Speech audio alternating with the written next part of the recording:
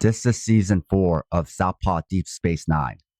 Season 5 will be released on the Southpaw Pod Patreon.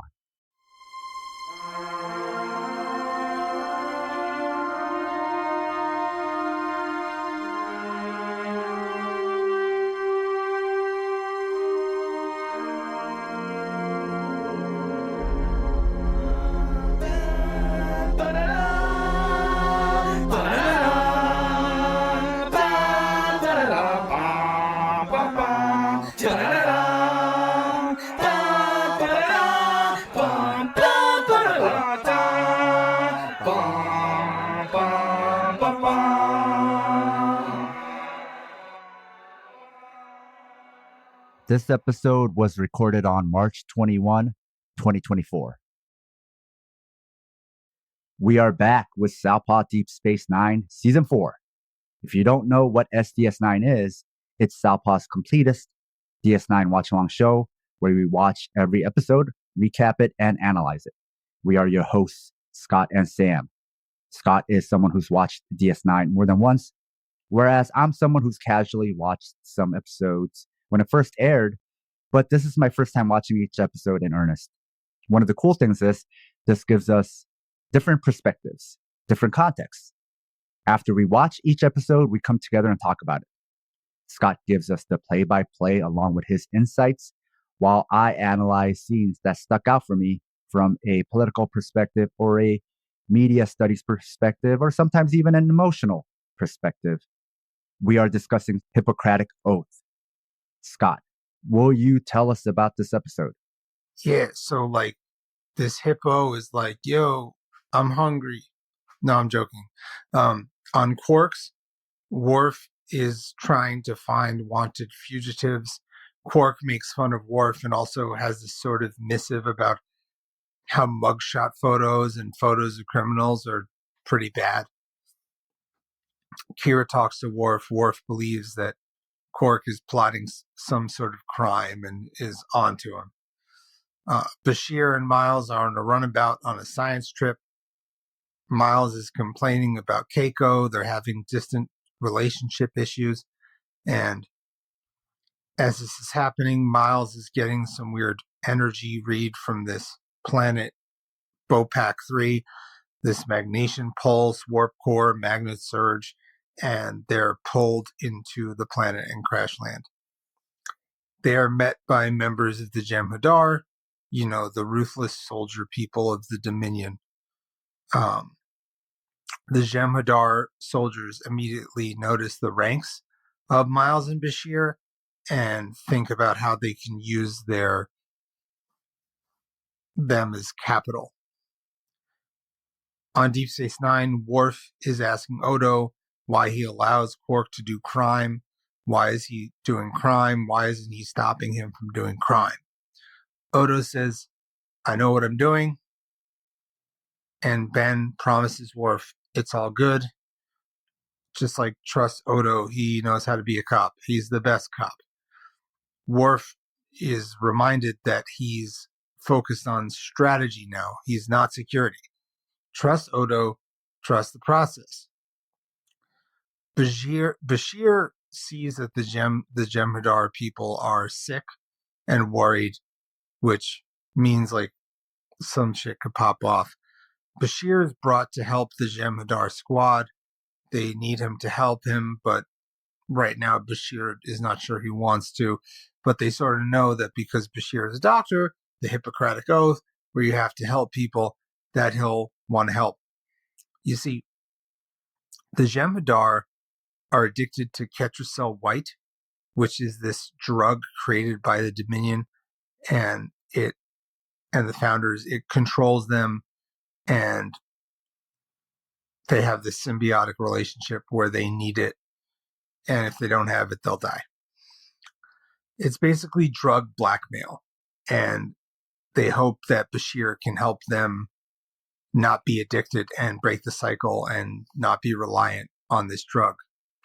Because this group of Jem'Hadar are tired of being slaves, but there's 5 days left of this Ketracel White.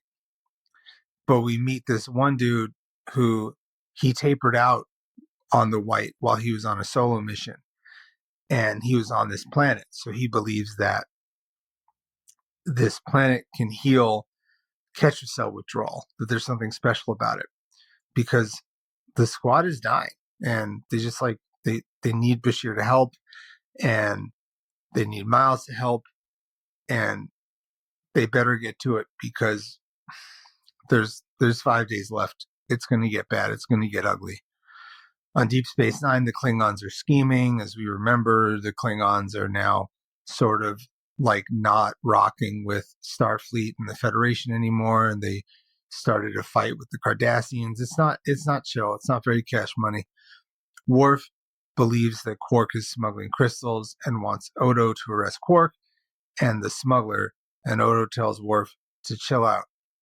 Just trust me. I'm the best cop. Leave me alone. Miles and Bashir are working on fixing the ship, but Miles may have a way to escape and blast at the Jem'Hadar. Bashir is trying to figure out how to help cure the withdrawal. At this point, there are 3 days left of the catcher cell White. Bashir is trying to test the plants to see if they have a healing effect, if that maybe is what's going on. Then there's a skirmish between some Jem'Hadar and Miles, but this leader, he's different, and he wants to break the cycle of what the Jem'Hadar are known of. And on Deep Space Nine, Worf is trailing the supposed crystal deal. Worf spies on them. He sees that Quark is just chilling, but he stalks Quark's, and eventually the smuggler comes and they do a trade. Worf goes to Odo and criticizes Odo for not stopping the crystal drug trade. And again, Odo tells Worf to chill out and is tired of Worf being a cop. Bashir realizes that the leader dude of this Jem'Hadar squad is creating natural catcher cell White. It's some sort of anomaly. So the Jem'Hadar still need catcher cell White, but he's figured out how to make it instead of needing it. And then Bashir tells the story of the baby Jem'Hadar that we met last season. And what's interesting is that these Jem'Hadar have never actually seen a founder in real life. They consider them gods. They really only interact with the Vorta, where they get the catcher cell from. And this is when Miles really sucks. He doesn't believe that we finally get the name of the main dude, Garanganar. He doesn't believe that he's righteous. And Bashir believes that the Jem'Hadar may actually be totally different if they weren't dependent on drugs and circumstances and war and manipulation. And Miles is surprisingly xenophobic and victim blamey, and Miles believes that if you help the Jem'Hadar, you help the Dominion. Bashir is technically the senior officer and orders Miles to stop being whack and to help. But as Miles is searching for something to help on the runabout, he beams out. Bashir can't find anything on the planet that can explain the anomaly of the healed withdrawal, and time is running out. And Garanganar orders that Miles is to be returned alive, and by doing that, he's lost the respect of his squad. On Deep Space Nine, Quark is getting ready to celebrate and trade some crystals. Worf busts the crystal operation to arrest them. And guess what? The crystals are the friends we made along the way. No, it's not. It's Odo.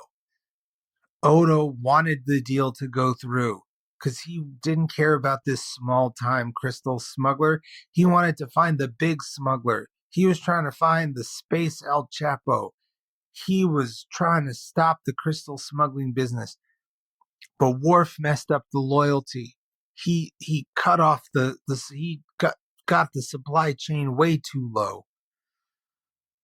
Miles saves Bashir and begs him to leave. but Bashir's Hippocratic Oath won't let him. He feels that he has to help. He's ready to heal, and that Miles can leave, but Bashir's going to stay. A note to our listeners. If you love the Southpaw Project, please support us and help us get paid for our labor by financially supporting us on Patreon. This will give you access to exclusive bonus content, like early releases of Southpaw Deep Space 9, our fictional narrative podcast, Fighters Brew, break-free versions of our shows without interruptions like you're hearing now, bonus articles, Fighters Brew transcripts with extra content, Liberation Martial Arts Online, as well as our private chat group on Discord. You can also make one-time donations at Ko-Fi or show your solidarity by wearing our swag. You can find all pertinent links at southpawpod.com. Miles tries to knock out Bashir. The white is running out, but our main man Garanganar allows Miles and Bashir to leave. Bashir doesn't understand, and Garanganar says, "Ask Miles." And Miles explains that as he's the leader of the troop, he can't leave. That's just not how it goes. On Deep Space Nine, Worf goes to Ben to apologize for his behavior. Ben explains that on Deep Space Nine, you're going to deal with grays and gray areas a lot, and that Quark is a shade of gray, and in order to enjoy Deep Space Nine, he needs to not deal in absolutes. Miles and Bashir arrive home.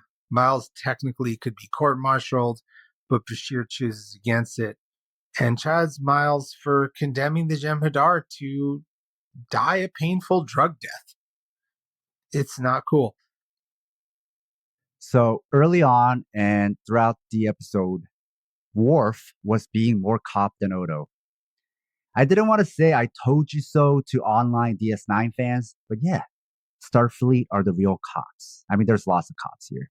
You can't just go by titles. You got to go by structures, ranks, and behaviors. Worf was such a cop, he was backseat copping.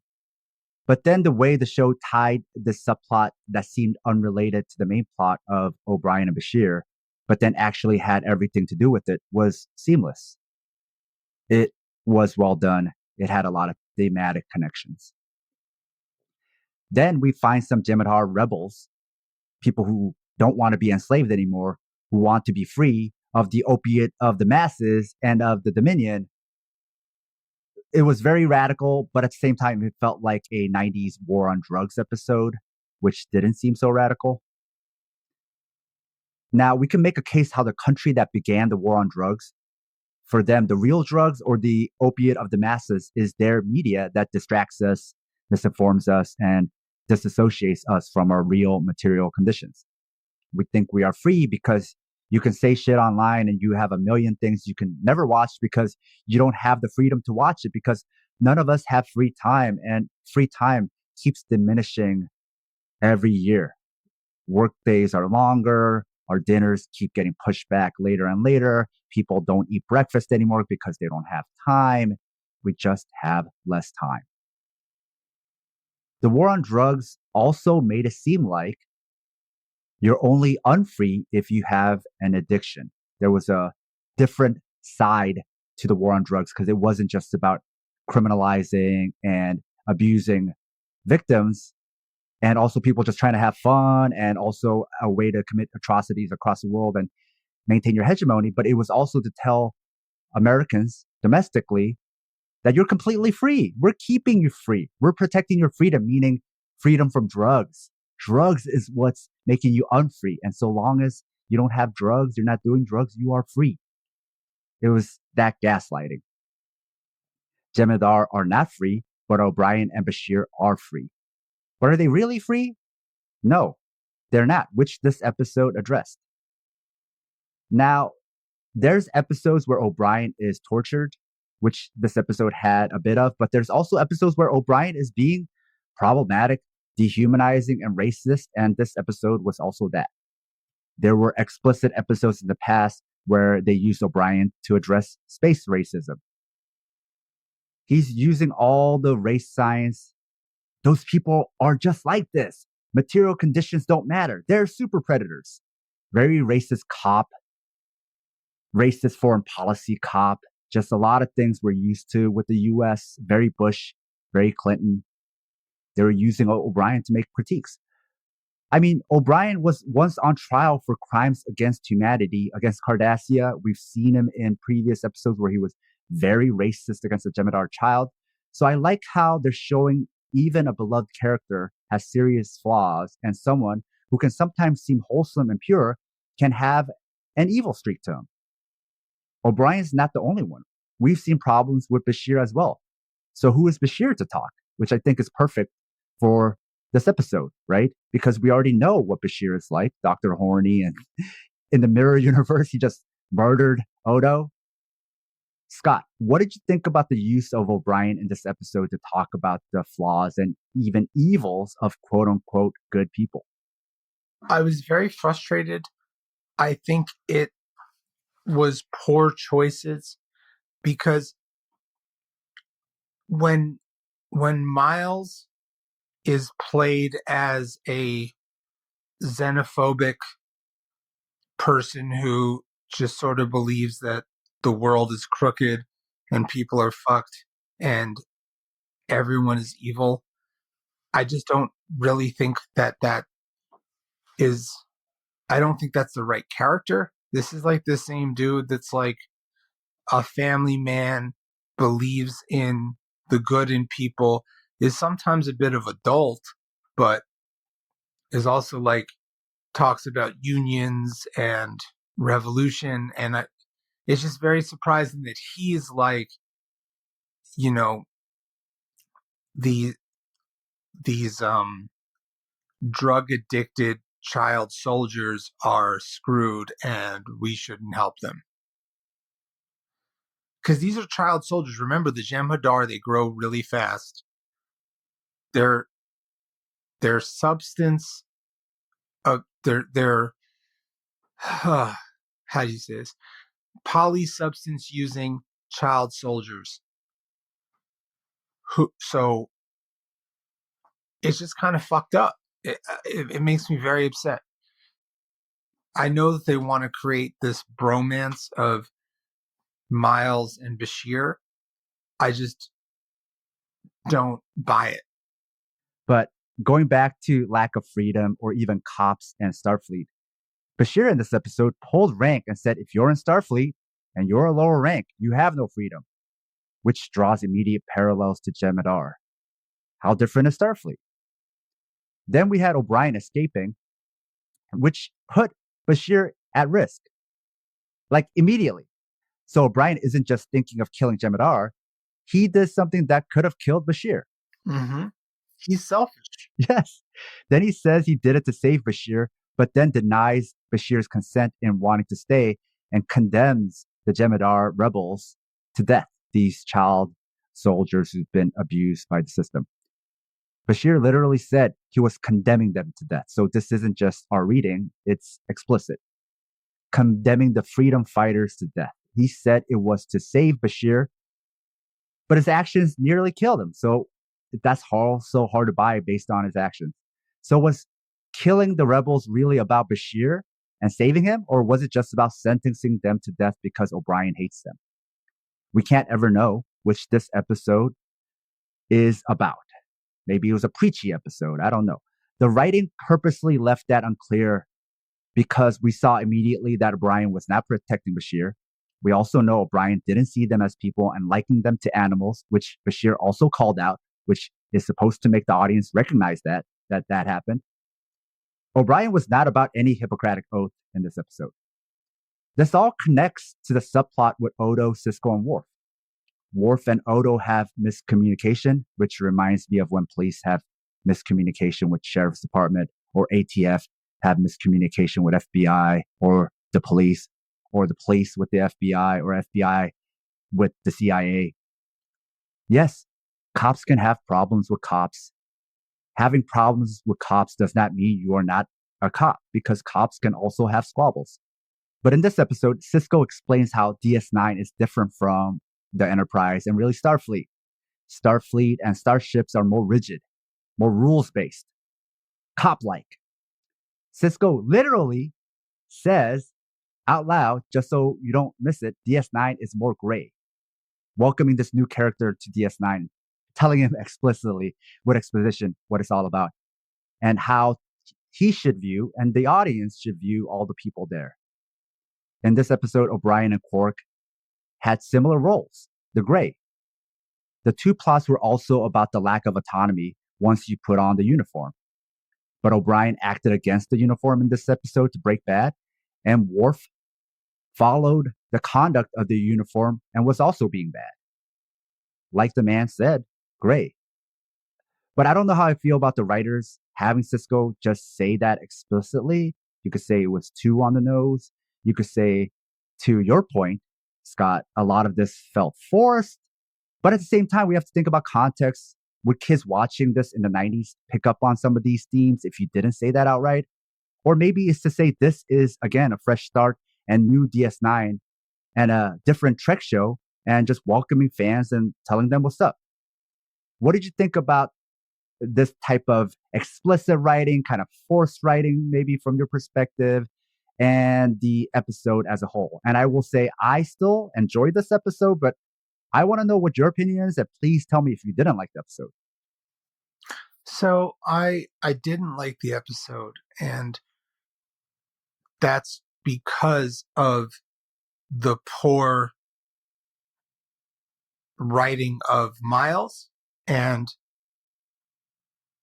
the moral of the story of being like, fuck drug addicts. That didn't work for me. If you love the Southpaw Project, become one of our financial supporters.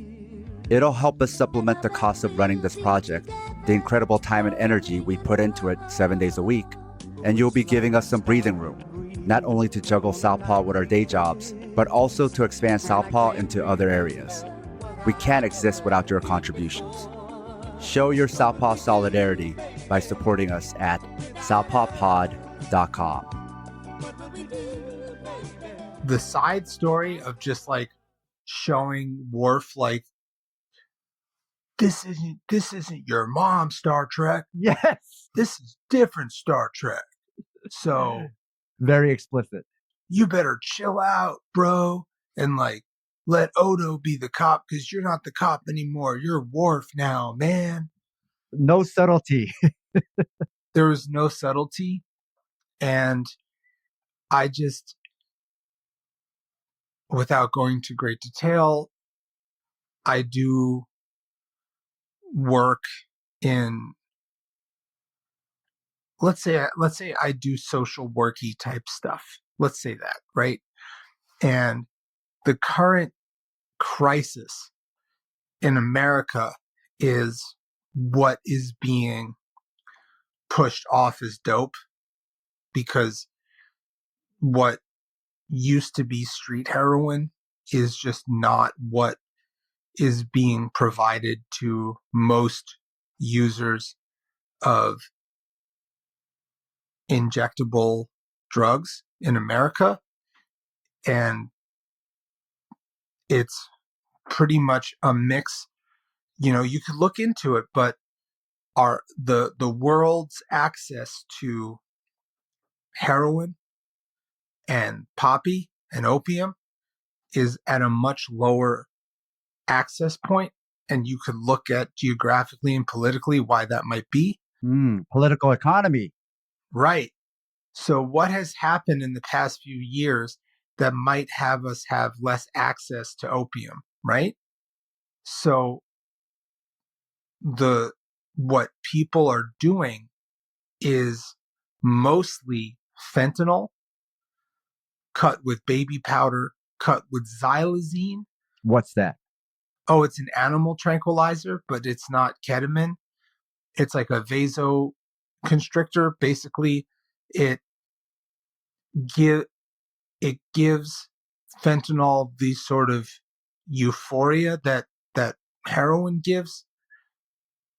But unfortunately, it has an incredibly rough side effect that it sort of like eats your body away. You sort of have seen how right now the world of America of polysubstance use, which remember, addiction is a disease. It's not a character flaw. It's not a judgment. It is a disease. And that is the main drug that is gripping young users of drugs right now, more so than meth, more so than anything. And you see, if you're listening to this, you've probably loved an addict at one point. You see that they're not bad people, but they're at the fulcrum of this very difficult thing. So by contextualizing that the Jem'Hadar are drug addicted child soldiers, it makes me, as a social working adjacent person, unable to just hate them. Because you're like, wait, like they didn't ask for this. And when you meet these characters that are like, let's break the cycle, Miles is like, you can't break the cycle. They're drug addict child soldiers. And I just feel that Miles O'Brien wouldn't feel that way. What's also interesting, right, is this is your context now as an adult, which might be different from how you might have viewed it back then. I definitely had a different view on people that, I mean, I probably called them drug addicts when I was that age. And I had a lot more judgment of it. And maybe you wouldn't have thought this episode was even being that meaningful. No, probably thought it was dumb. Yeah, maybe back then, if somebody's listening to you, right, they might be like, it's not that deep, bro. You're reading too much into it, bro. Mm-hmm. Which again is about context, right? It's all about how we view it as who we are now and back then. But now it's just very difficult for me, knowing what I know about polysubstance use, to like judge the Jem'Hadar, even though I know that they do some not great things. Something I write a lot about in the liberation martial arts curriculum, a lot of it is about theory and pedagogy. It's very different from what people think it is, because it's not just about like martial arts for lefties or lefty fighting self-defense stuff. It's just starting from scratch. And how do we start from scratch? We look at, well, what are the influences that constructed our thinking about just learning, period, right? Not just martial arts, because it's all the same. The way we think about learning, period, not just martial arts, it's all the same. And it comes from coloniality. So that's a key crux to LMA's, breaking down what that is and how to recognize it, move away from it, and build something else. How do we have an alternative to coloniality? And one of the things I write about is how in coloniality, they give you disease for the malady. They give you a malady, and then instead of giving you a cure, because the cure would be the end of coloniality, they're not going to do that. They give you disease. So something important that you brought up that I don't want people to miss, and I want to unpack further, is you started getting into the political economy, right? And we have to get into the U.S. war in Afghanistan and so many wars in the Middle East and supply of poppies. But the U.S. is not going to want to blame itself for what it was doing, right? Or the vacuum of that. They're just going to be like, no, these foreign agents, these people are trying to, they always say that it's these foreign assets, these foreign agents are always trying to brainwash Americans, whether it's through the media or they've been doing this even during the beginning of the civil rights, that the civil rights all started because of foreign agents. They're always trying to brainwash you. They're doing that with TikTok. They're doing that with drugs. They're just trying to do this instead of thinking about first what created this vacuum for something worse to happen, right? You could think about Iraq as well, the vacuum. You could think about Libya. And then also, yes, it's a disease, but the way we have to think about diseases like this in colonialism is diseases are often meant to cure something else. They give you disease to cure something else. So what's this other thing that the disease is trying to cure, right? We're talking about alienation, poverty, feeling like life doesn't matter, lack of community, or so much of like loss of free time that I mentioned earlier. There's so many things that we don't have. We're just very alienated. I was reading a study about video games and why that's so popular.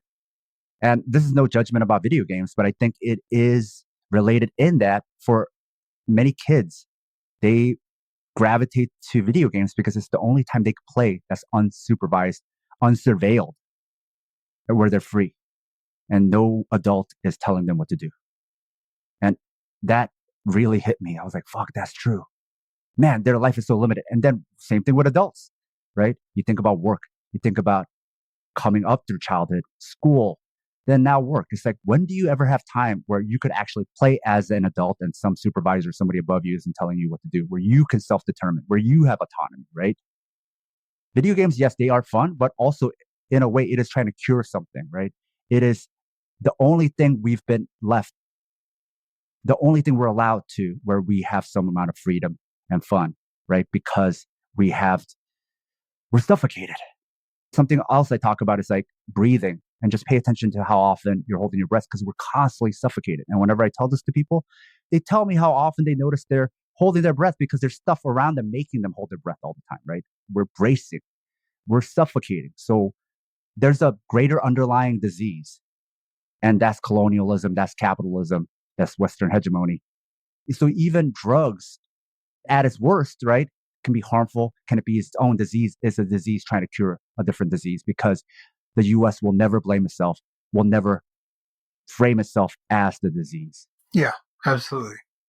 What number do you give this episode? 3 stars. Okay. Scott, can you tell us about the next episode? Kira and Ducat don't like each other. Until then. Ta-da-da-da.